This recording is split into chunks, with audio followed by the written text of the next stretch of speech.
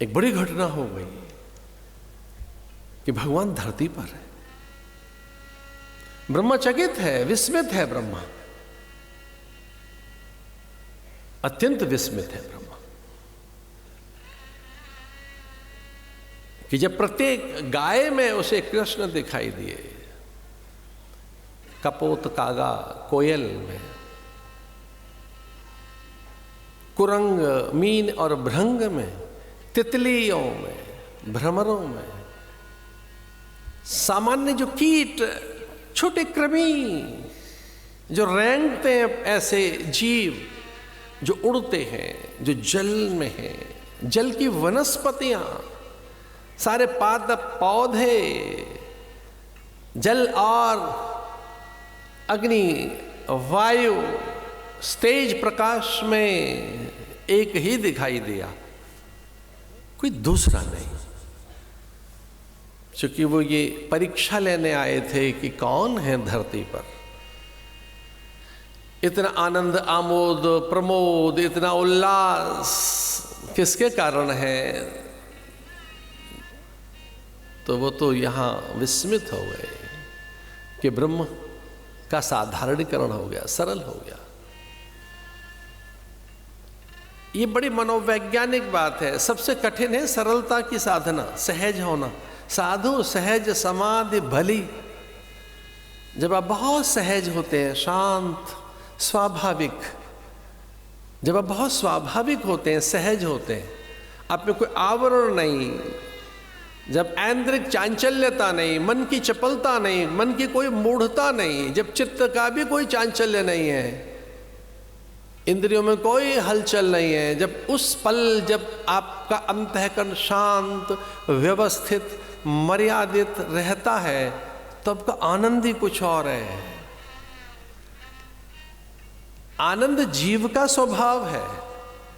मन का स्वभाव है सुख लेना, या वो दुखी हो जाता है।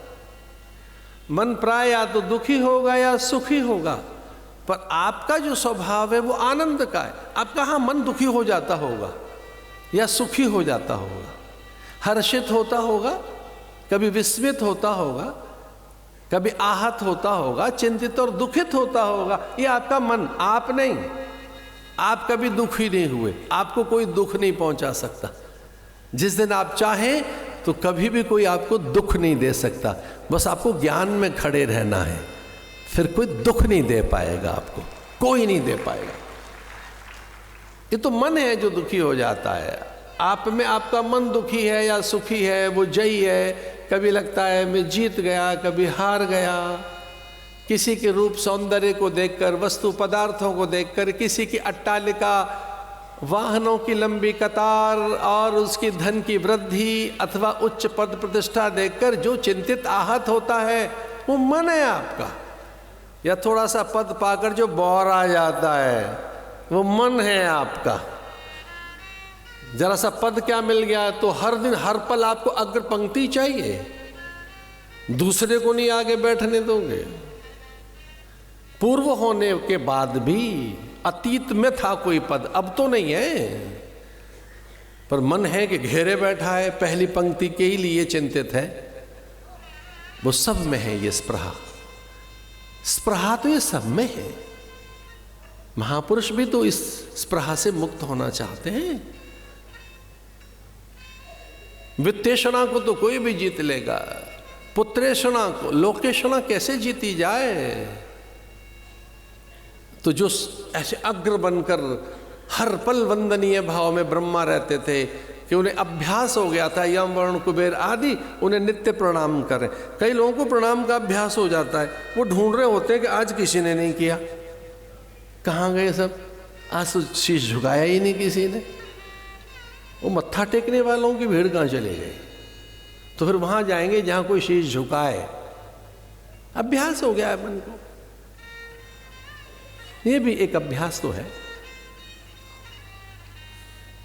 ब्रह्मा को लगा कि ये क्या हुआ, यह ब्रह्म इतना सरल, इतना सहज, इतना निर्वैध्य, इतना स्वाभाविक, ये ब्रह्ममय जगत।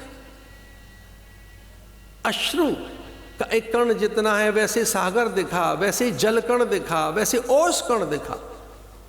पूरी प्रकृति में ब्रह्मता, पूरी प्रकृति में ईश समाया हुआ है।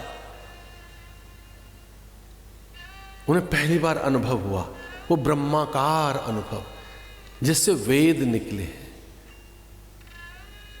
जिसे वेद ध्वनित होते हैं, जो पूरी सृष्टि का कर्तार है, जो सृजनहार है। ब्रह्मा को पहली बार ब्रह्मानुभूति हुई, ईश्वरानुभूति हुई कि ये ब्रह्म सर्वत्र, उससे भिन्न कुछ नहीं, मैं भी उसी का स्वरूप हूं। अभी बूंद है, लेकिन सागर में मिल जाने के बाद तो वो सागर हो जाती है। अभी तो बूंद है, और कुछ बूंदों ने मिलकर आंदोलन कर दिया कि हम तो अलग एक जगत बसाएंगे अपना। कोई नदी आए, झील जलाशय है, सरोवर है, मेघ धाराएं हैं, हमारा तो कोई अस्तित्व ही नहीं है, न आदर है, न मान है, न सम्मान है, हम भी तो कुछ हैं। ऐसे कुछ बूंदों ने आंदोलन किया और कहा कि सलिलाओं का कितना सम्मान, सरोवरों का, कूप, जलाशयों का, मेघधाराओं का, सागर का, हमारा भी तो कोई जीवन है। ऐसे कहकर एक शिला पट्ट पर, एक ऐसे पत्थर पर रूठ कर बैठ गई कुछ बूंदे। एक पवन का झोंका आया, उनको सब कुछ सुखाकर चला गया।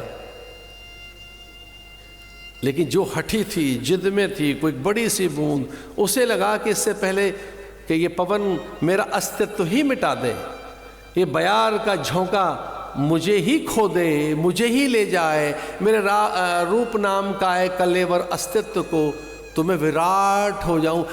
हवा उसके पास आना ही चाहती थी कि वो बूंद ढरक कर सागर में चली गई और सागर बन गई। उसे लगा कि अब तो मुझे मिटा नहीं पाएगी, अब मैं सागर हो गई। वो हवा भी ठगी सी रह गई कि लो अब इस बूंद को तो कौन मिटाए, जो सागर ही बन गई है। ज्ञान में आप वो हो जाते हैं, ब्रह्मविद ब्रह्मैव भवति। इस कथा का ये सूत्र था, संयोग से। कथा में हम कोई सूत्र लेते हैं, कथा में कोई ध्येय वाक्य लेते हैं, कथा में कोई आदर्श वाक्य लेते हैं, कथा में कोई श्रुति वाक्य लेते हैं, कथा में कोई एक मंत्र लिया जाता है, कथा में एक भाव सिद्धि ली जाती है, उसी का आधार बनाकर कथा चलती है और आप उसे अनुभव भी कर रहे हैं। ये एक है ब्रह्मविद ब्रह्मैव भवति, उसे जानने वाला वही हो जाता है। हमें लगा हम सन्यासियों के बीच में, अलख जगाने वाले महापुरुषों के बीच में, सिद्धों के बीच में जा रहे हैं। नागा यति योगी तपः पूत, ये वीतराग महापुरुषों के झुंड में हम उन महापुरुषों के लिए कथा के लिए जा रहे हैं जो वीतराग थे। तो सूत्र भी हमें लगा यही लेना चाहिए, ब्रह्मविद ब्रह्मैव भवति, जो ब्रह्मविद है।